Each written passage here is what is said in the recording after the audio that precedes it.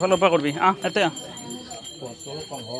এখন এই দাদা হব দাদা এরপা করবি আর পিছত নিয়ে করবি শ্রদ্ধার গোপালথান যোগ্যভূমি উন্নয়ন সমিতির সম্মানীয় সভাপতি মহোদয় প্রমুখে উপদেষ্টা মণ্ডলী প্রাক্তন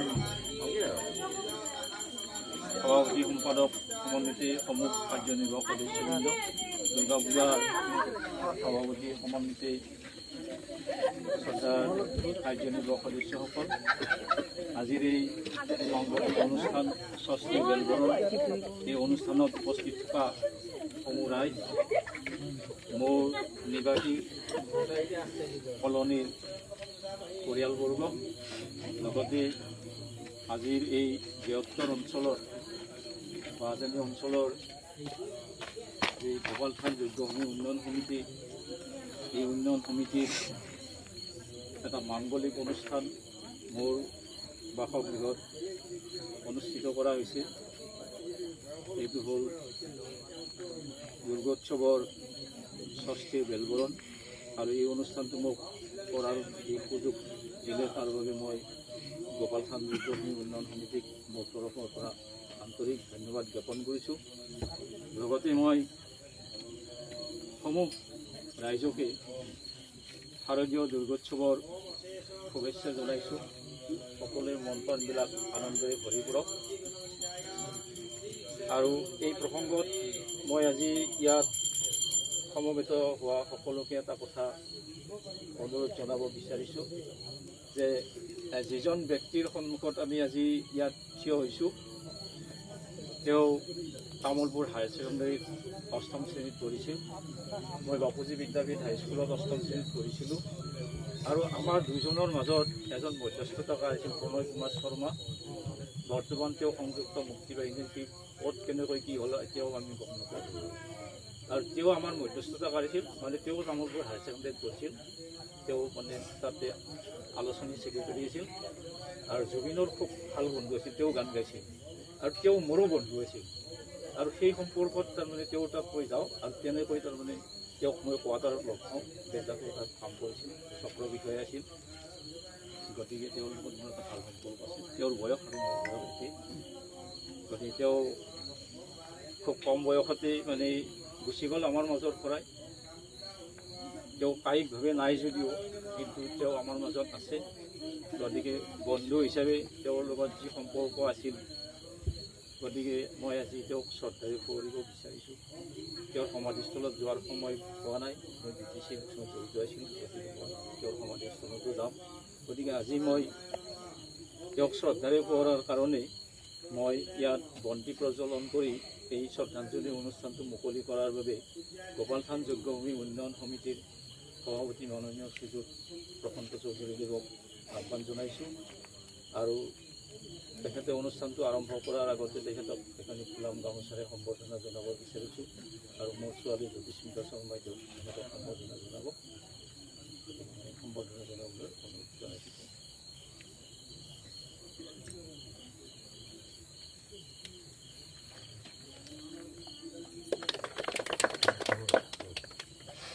গোপালথান যোগ্যভূমি উন্নয়ন সমিতিৰ সৌজন্যত অনুষ্ঠিত শ্ৰী শ্ৰী দুৰ্গা পূজাৰ আজি বিল্লবোধন অনুষ্ঠান আমাৰ কলেজ কলনীৰ নিবাসী ভৱেশ শৰ্মাৰ ঘৰত অনুষ্ঠিত হৈ আছে। আৰু এই চেগতে তেখেতে এটা অনুষ্ঠান কৰিছে, শিল্পী জুবিন গাৰ্গক শ্ৰদ্ধাঞ্জলি নিবেদন। তাৰ যিটো মোক দায়িত্ব দিছে সেই দায়িত্বটো মই পালন কৰাৰ বাবে আগবাঢ়িছোঁ আৰু সকলোৰে সহযোগিতা কামনা কৰিছোঁ। আৰু আটাইকেইদিন পূজাৰ যিটো অনুষ্ঠান তাত আপোনালোকৰ উপস্থিতি মই শ্ৰদ্ধাৰে কামনা কৰিছোঁ আৰু মই মোৰ কাৰ্যসূচী আগবাঢ়িছোঁ।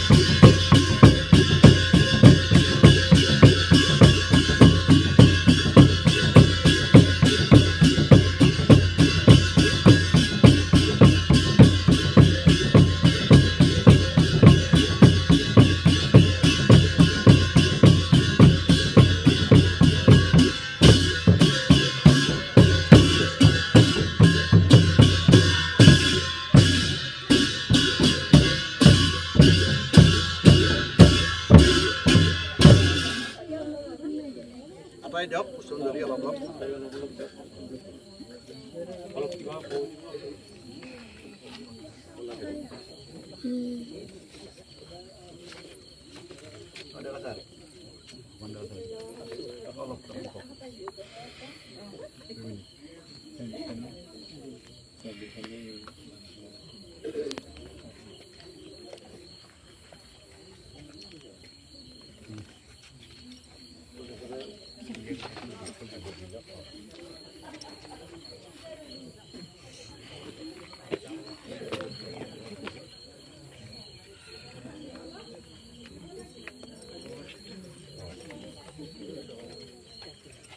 মই আমাৰ কলনীৰ কমিটিৰ সম্পাদক মাননীয় ভগৱান ডেকাদেৱ আছে, গতিকে তেখেতে পুষ্পাঞ্জলি প্ৰদান কৰিছে, গতিকে তেখেতক মই দুআষাৰ কোৱাৰ কাৰণে অনুৰোধ জনাইছোঁ।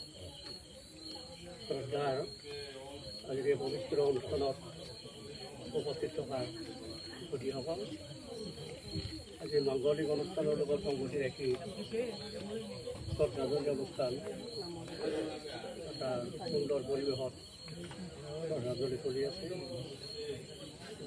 জুবিনৰ বিষয়ে ক'ব লগা যাৰ নামে পৰিচয়, এটা যুগৰ অৱসান ঘটিল, যুগ নেতা, কিন্তু পৰিতাপৰ কথা এই ধৰণৰ যিবিলাক যুগ নেতা শংকৰদেৱ বা জ্যোতিপ্ৰসাদ আগৰৱালা বা ৰাভা, এইবিলাকৰ যুগ নেতা, এই যুগ নেতাবিলাকৰ সংৰক্ষণৰ ক্ষেত্ৰত আমি অসমীয়াবিলাক কিমান সচেষ্ট চিন্তাৰ বিষয়। যি কি নহওক, মানে এনেকুৱা একোজন ব্যক্তি শতিকাৰ মূৰতহে জন্ম লাভ কৰে। এটা কথা আছে, মানে we have to wait for 1000 years। এনেকুৱা ব্যক্তিক আমি পোৱাৰ কাৰণে হয়তো আমি বহু বছৰ আমি অপেক্ষা কৰিব লাগিব। জুবিনৰ অকল গায়কে নাছিল, সি হৈছিল প্ৰকৃতিপ্ৰেমী, সি হৈছিল মানৱ দৰদী, কি নাছিল তেওঁৰ গুণ। তাৰ কাৰণে আজি গোটেই অসমেই তেওঁৰ মৃত্যুত গতিকে আজি এই তেখেতক আমি শ্ৰদ্ধা জনাইছোঁ। তেখেত য'তেই আছে তাৰ পৰা আমাক আশীৰ্বাদ দি থকা সেই কামনা কৰি মই মোৰ